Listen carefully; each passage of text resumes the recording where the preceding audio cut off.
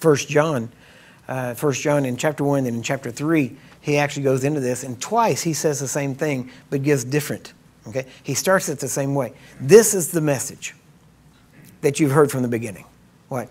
That God is light, and in him is no darkness at all. Right? Now think about that. And then later on, he says that God is love, and that we are to love one another. Right? So we have to realize that this whole point, all I've been sharing with you over the last 3 days is very simply this.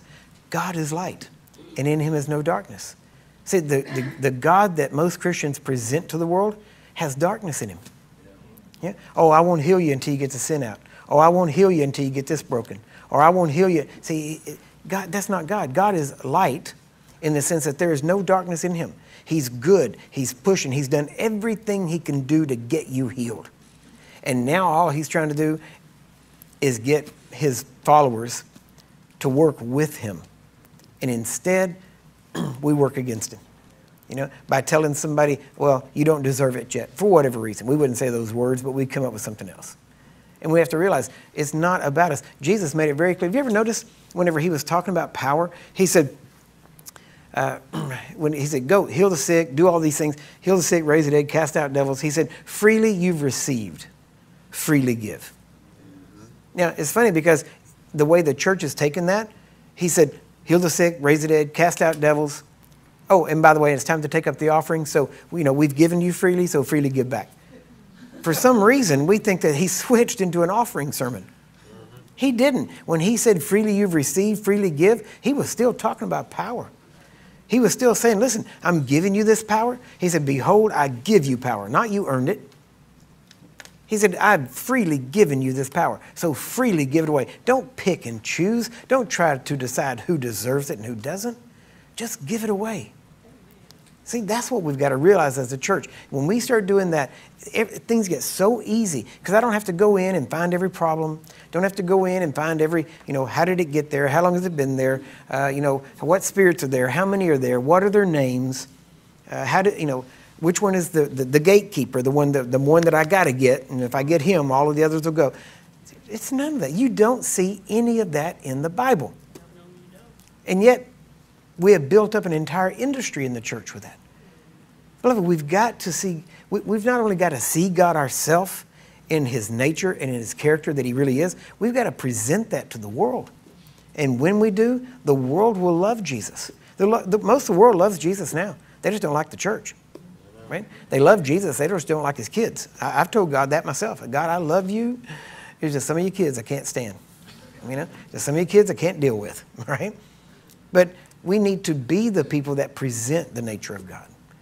Well, what better way is that than actually finding what needs a person has and meeting those needs, whether it's sickness, disease, hunger, clothing, whatever it is they need. See, we emphasize the power aspect.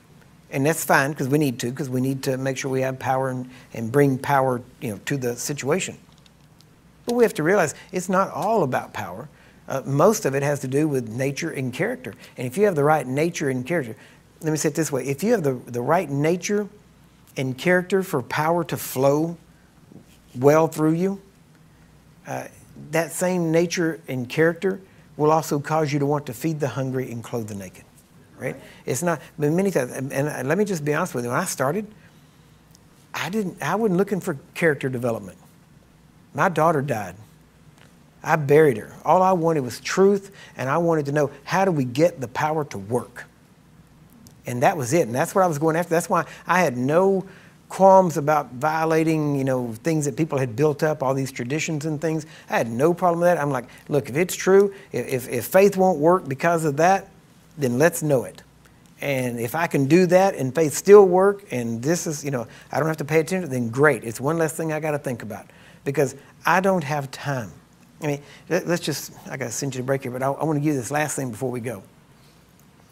I want you to realize, think about this. If you have to find out the name of every demon and every sin and every past generational thing in your family or in somebody's family before you can set them free, then I could never take you with me to India. I couldn't take you with me to Kenya. I couldn't take you anywhere with me because you would be absolutely useless. For you to do any good, you would have to stay there the rest of your life, dealing with one person or one family. Why? Because they have millions of gods. They have sins and generational sin. I mean, every aspect of their life has a generational sin. Why? Because they're sin. They are still in sin. And yet but it's amazing how, and see, this is what I've always said. If it's the gospel, it will work anywhere. And if it doesn't work anywhere, it's not the gospel, right? And now, the bad part is, all this stuff that we've built up about having to search this thing out and know that and counsel this person, that only works here in America. Why? Because we're the only people that are so consumer-driven that we want the personal attention, that I want you to dig into my life, and I want you to spend hours with me because I'm so important, I deserve the hours of your time. And this is way bigger because I'm just so important that this is way bigger than just a come out or a be healed. And we've developed that kind of mindset. And the bad part is, what goes on here in America gets exported to every other country in the world as they get more industrialized. I'm not going to say civilized, because believe me, there's some people that are more civilized than we are. But the more industrialized every country gets, we export all of these things. You know, Hollywood exports the movies, and the church exports the church culture. And the bad part is we are ruining people who had never heard stuff, and we're giving it to them, and then when we go down, we actually have to help them unlearn what they had been taught. You know, I tell people all the time, listen, you did not come here to learn things. Because the problem is, the problem is not that you need more information. The problem is you know too much of the wrong stuff.